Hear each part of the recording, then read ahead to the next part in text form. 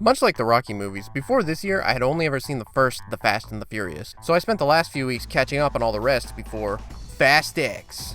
First off, I just want to say I think it's neat that it's called Fast X, since I read on Wikipedia that the first movie is an adaptation of a magazine article called Racer X, and that was actually going to be the title of the first movie at one point.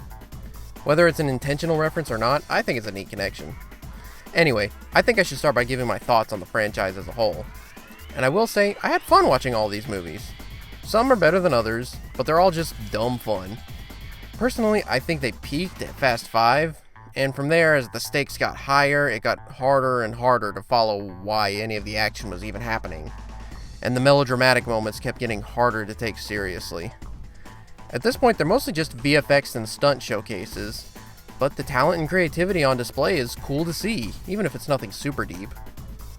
Fast X is no exception to any of this. I've seen people comparing this movie's plot to Infinity War, and I can see what they're talking about. The narrative is comprised of different groups of characters and all these mini-stories going on, almost completely separate from each other.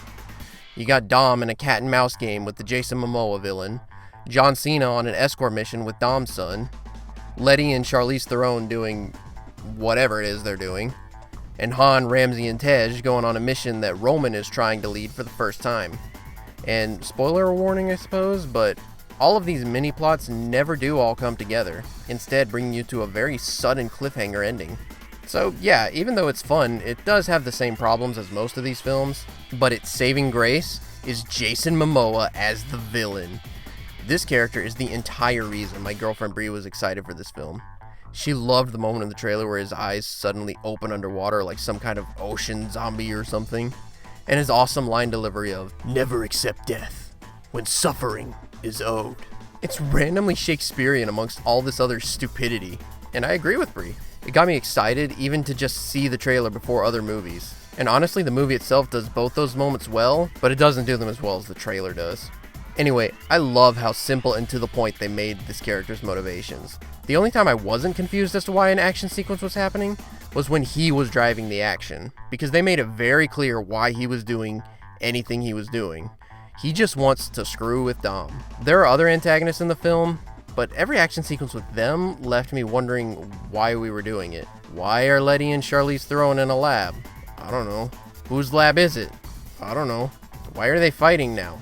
I don't know. I would have to ask myself similar questions about the other side stories too. But there are twists and reveals that make me look back at all of it and go, oh, I get it now, I guess. The other thing I love about Momoa's character is the personality they gave him. He's so goofy with all of his effeminate eccentricities. But despite his craziness, he shows he's actually able to follow through on threats, which makes him so scary at the same time. The way he gets control of another villain's henchman seemed like an obvious villain move, but also felt like something I'd never seen before, which sums up his character nicely. Everything he does is very entertaining to watch. Another superhero comparison I've seen is people saying this character is like Momoa's own take on the Joker. And yeah, I can see it. To me, it's like what Jared Leto was going for, but actually successful in its execution. As for the other characters, they're all still what they've been for the past decade. And if you haven't grown tired of them, you'll still like them here.